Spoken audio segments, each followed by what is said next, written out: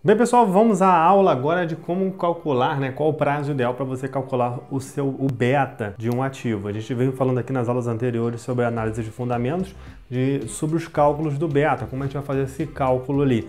Lembrando que essa aula aqui faz parte de um treinamento de análise fundamentalista aqui no canal. Na descrição do vídeo tem a playlist para você ter acesso ao treinamento de forma integral, todo o treinamento, para você saber por que eu cheguei aqui nesse ponto. E além de ter acesso a esse treinamento, eu gostaria de pedir para você, se você gostar do vídeo e conhecer alguém que tem interesse em aprender análise fundamentalista das empresas com um conteúdo gratuito via internet, compartilhar esse canal, compartilhar esse vídeo com essa pessoa, porque é só assim que essa pessoa terá acesso a esse conteúdo de forma rápida, tá bom? Então vamos ao cálculo do beta, o prazo para a gente calcular o beta de uma forma interessante. O que acontece? Quando a gente vê os dados para poder fazer o cálculo real ali do beta, tentar se aproximar mais da realidade da companhia, mais da realidade da empresa, a gente começa a visualizar alguns problemas que vamos enfrentar no decorrer do nosso cálculo matemático, porque o cálculo do CAPM e o cálculo do APM, para a gente poder chegar até ele, a gente precisa calcular o beta anteriormente. E para calcular o beta é importante a gente ter uma base histórica. Dentro dessa base histórica, a gente necessita de ter o quê? Quantos períodos a gente vai estar analisando? Qual o prazo que a gente vai analisar? E fica assim muito, poxa, aquém de quem está fazendo análise. Fica muito assim, à la vontade, vamos dizer assim. Qualquer um pode colocar o prazo que achar interessante. E aí é interessante a gente falar alguns problemas sobre alguns prazos. Se a gente calcula um prazo de 10 anos de observação, por exemplo, se a gente calcula um prazo de 10 anos, um prazo muito longo, o que acontece? As imperfeições de curto prazo não vão aparecer. E assim, se tiver uma mudança brusca no negócio, na empresa, em alguma coisa no último período de tempo, isso não vai aparecer de forma rápida. E aí vai ocasionar um erro no teu cálculo.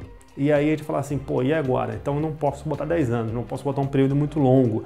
E aí o que eu vou fazer? Se você coloca também um número de observações pequenas, você pega ali 1 ano, você pega 2 anos, você pega 15 meses, enfim, você pega uma observação muito pequena, a regressão ela não fica confiável. Quando você vai fazer o cálculo de regressão, para fazer as correlações e tal, para achar o beta, ela não vai ficar confiável para você. E aí a gente vai verificar na próxima aula quais seriam as vantagens e as desvantagens você fazer um cálculo de curto prazo, um cálculo de longo prazo e um cálculo, o que seria e qual seria o ideal, a solução para você chegar a isso.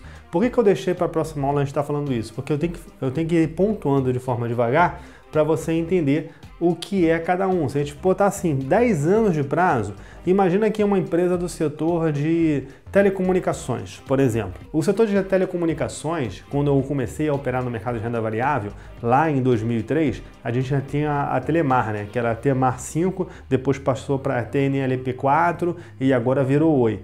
E de lá para cá, a telefonia mudou muito. Antes a telefonia era muito telefonia fixa, aí passou para a telefonia celular e agora a gente tem as operadoras ganhando mais dinheiro com o serviço de internet do que com a mensalidade da telefonia como um todo. Estou dando só fazer uma especulação aqui sobre isso. E como é que será daqui aos próximos 5, 6 anos? Então é um mercado que tem várias mudanças, assim como o mercado de tecnologia da informação, onde a gente tem mudanças muito rápidas. Então se a gente pegar uma observação muito longa, isso pode ocasionar para a gente um erro de cálculo na nossa projeção. E se a gente pegar também observações muito curtas, a gente vai pegar só o último período que a gente teve essas alterações. Então a gente tem que seguir ali um meio termo em cima de cada tipo de mercado. Por isso que na próxima aula a gente vai ver as vantagens e as desvantagens e a solução que a gente pode dar. E nada adianta eu estar falando aqui para você vários quesitos e sem dar a solução. Então na próxima aula a gente vai falar sobre as vantagens e desvantagens do curto prazo e depois a gente vai dar continuidade ao cálculo do beta para você entender um pouco mais. Espero que você tenha gostado dessa aula, se essa aula foi útil para você e fez você entender um pouquinho mais sobre esse assunto, deixa aqui nos comentários. Se você não entendeu, também deixa aqui nos comentários para poder a gente estar conversando mais sobre esse assunto e aguardo você na próxima aula. Compartilhe esse conhecimento com outras pessoas para que elas tenham acesso a essa informação. Um abraço, até mais. Tchau, tchau.